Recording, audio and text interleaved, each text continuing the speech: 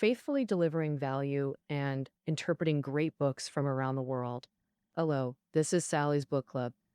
Today we're exploring the book The Child is a Philosopher.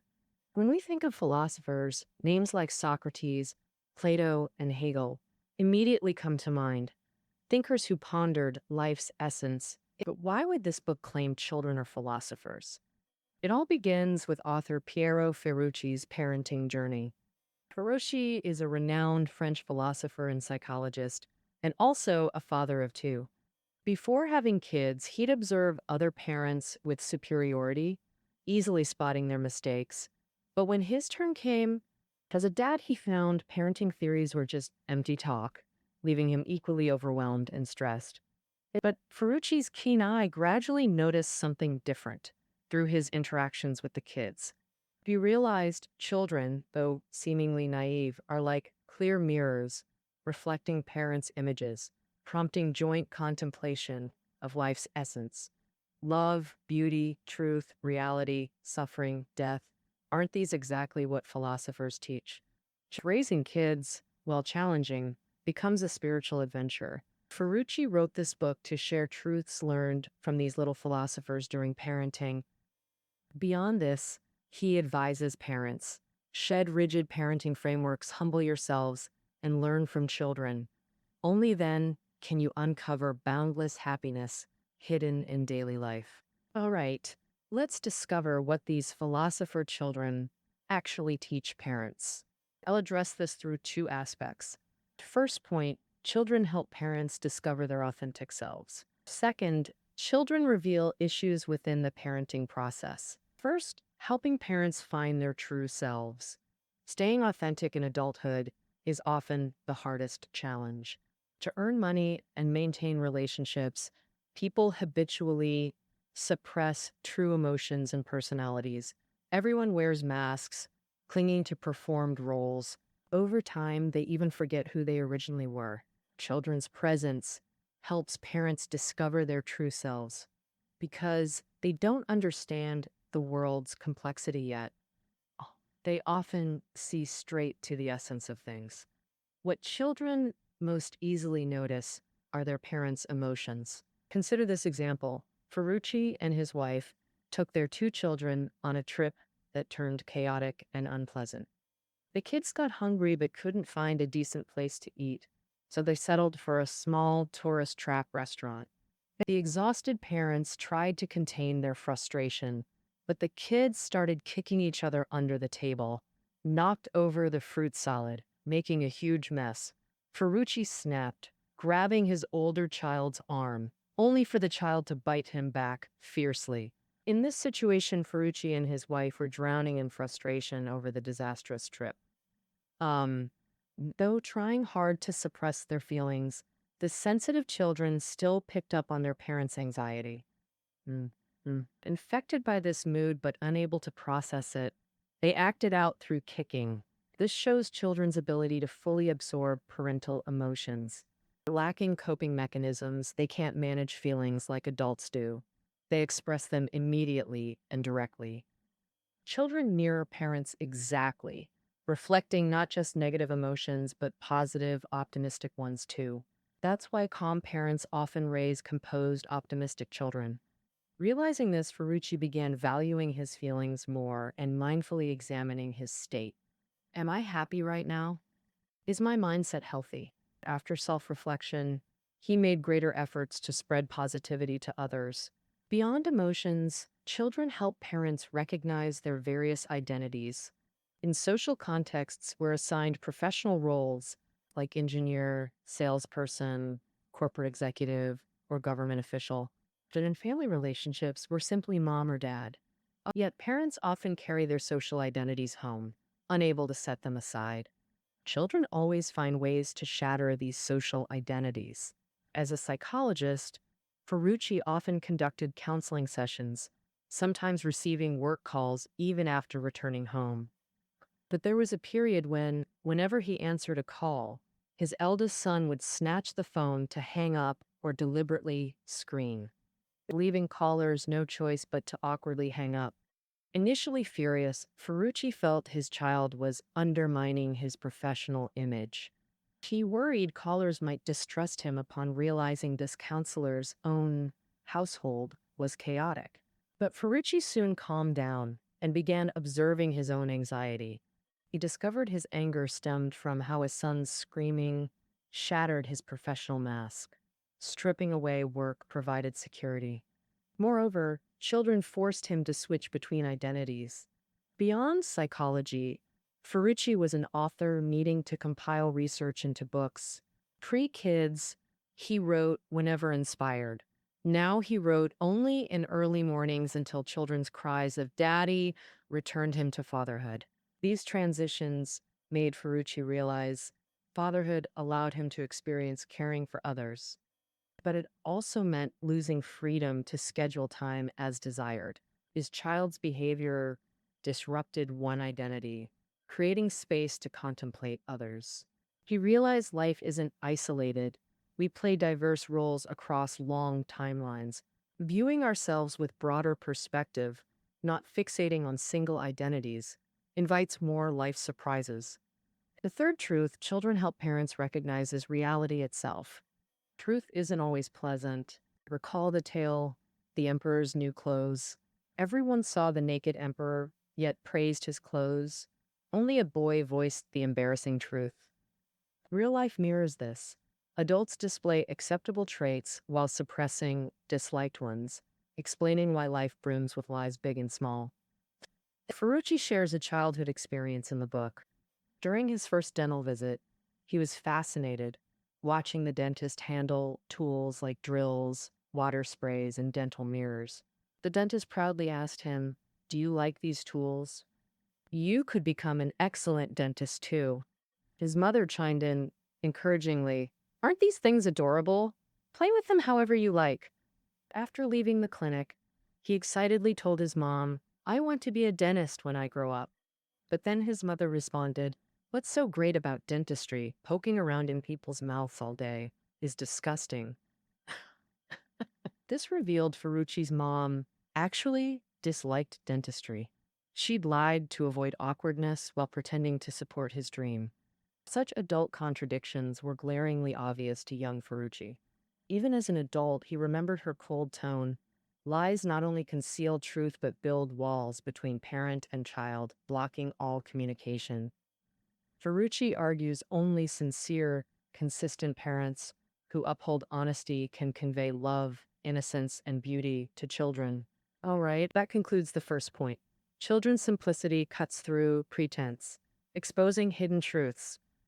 Through them, parents discover authentic selves, hidden emotions, diverse identities, and life's truths.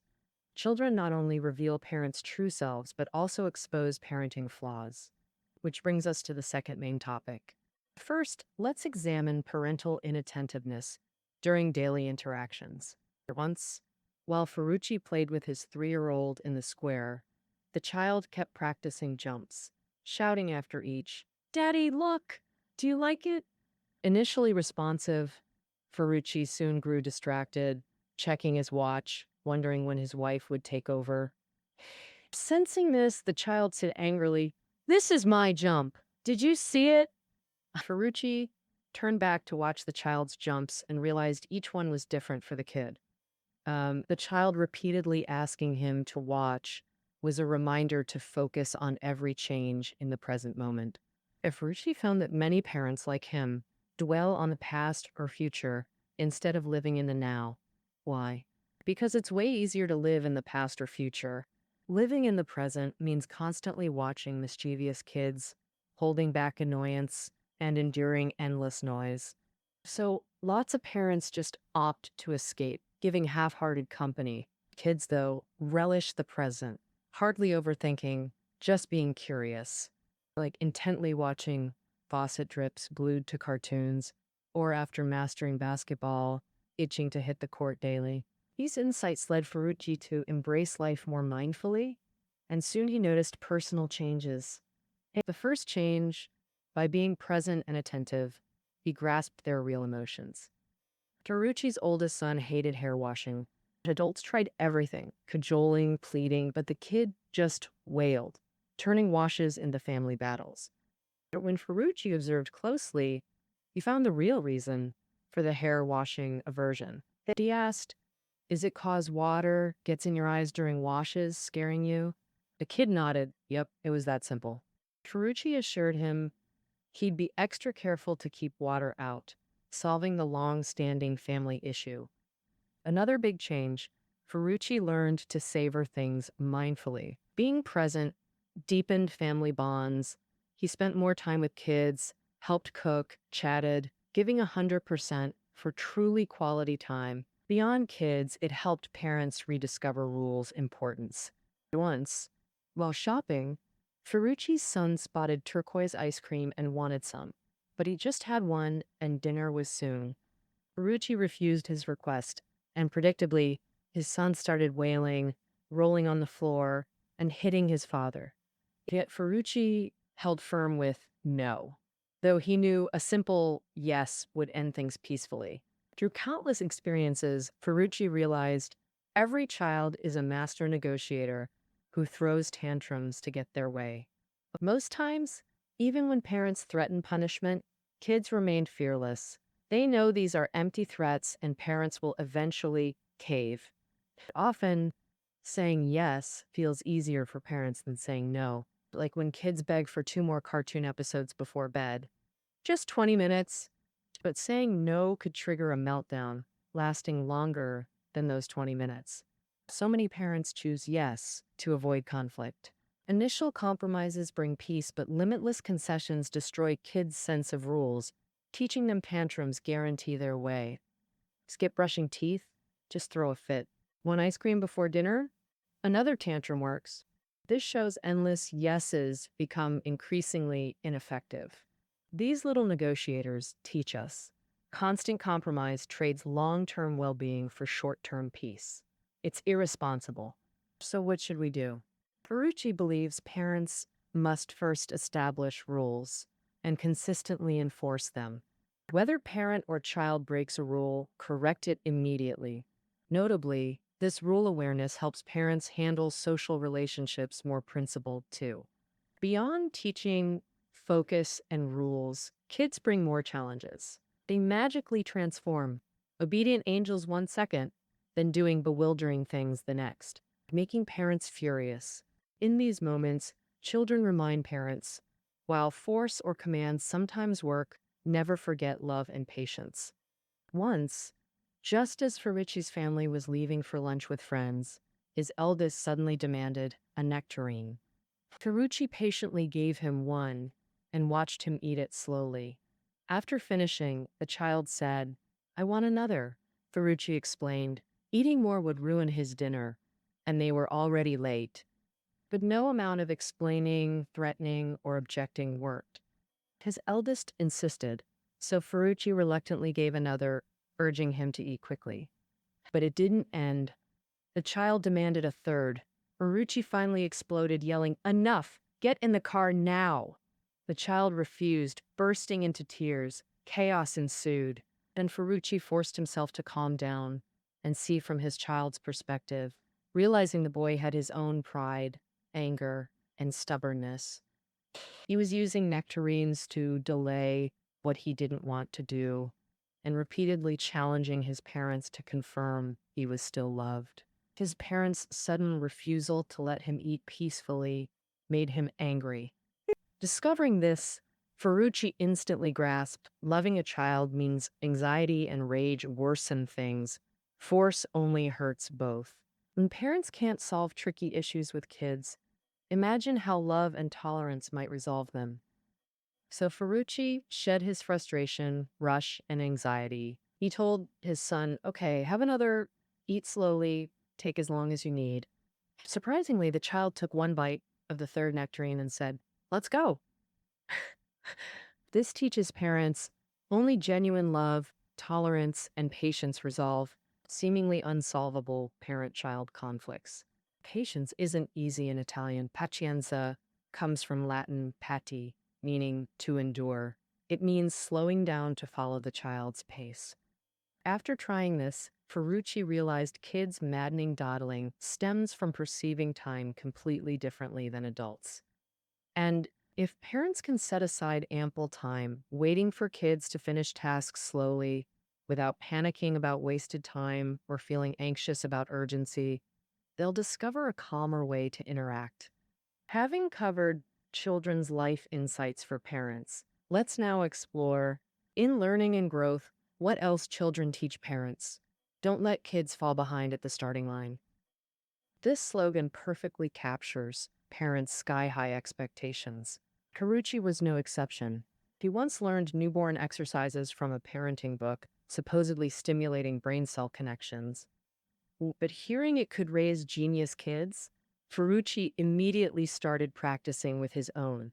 Soon, though, he realized the kids hated it, doing it reluctantly each time, leaving Ferrucci deeply disappointed. He even briefly doubted his children's future intelligence. Many parents know this disappointment. When kids fall short of expectations, anxiety instantly follows. But actually, children's dawdling and reluctance are their way of warning parents. Unrealistic expectations disrupt natural development. For instance, many parents expect 3-year-olds to recite Tang poetry, yet at that age, they barely grasp everyday speech. Forcing them to master concise ancient verses, isn't that forcing growth? Children's cues made Ferrucci realize. Fewer rigid plans, less pressure, letting kids set their own pace fosters healthier, happier growth. If strict parenting is like a guided tour, following fixed routes to known sites, and go with the flow, parenting is more like an adventure, all unknowns, but brimming with surprises and joy. Earlier in the second key point, we discussed how children reveal parenting gaps, mainly in two categories. In daily life, first, children expose parents' distracted presence, reminding them to live in the moment, focus on the now for truly quality time. Second, children are all little negotiators. In interacting with them, parents can better understand the importance of a sense of rules, learning to set and firmly uphold them for a more harmonious relationship. Finally, children's constant challenges continually hone parents' patience. This makes us realize that sometimes violence and threats can't solve things. Try resolving them with love and tolerance instead. And in learning, parents often demand kids meet certain expectations, hoping they'll succeed big time. At this point, children show reluctance and procrastination. This precisely reminds parents that these high demands create huge pressure, messing with their natural development patterns. At times like this, parents should slow down, try leading life at the child's pace, and let them grow naturally. Kids are philosophers, but they don't teach like teachers. They require parents to have observant eyes and a self-reflective heart. And so, all right, that's the wrap for The Child is a Philosopher. Book notes are below the audio.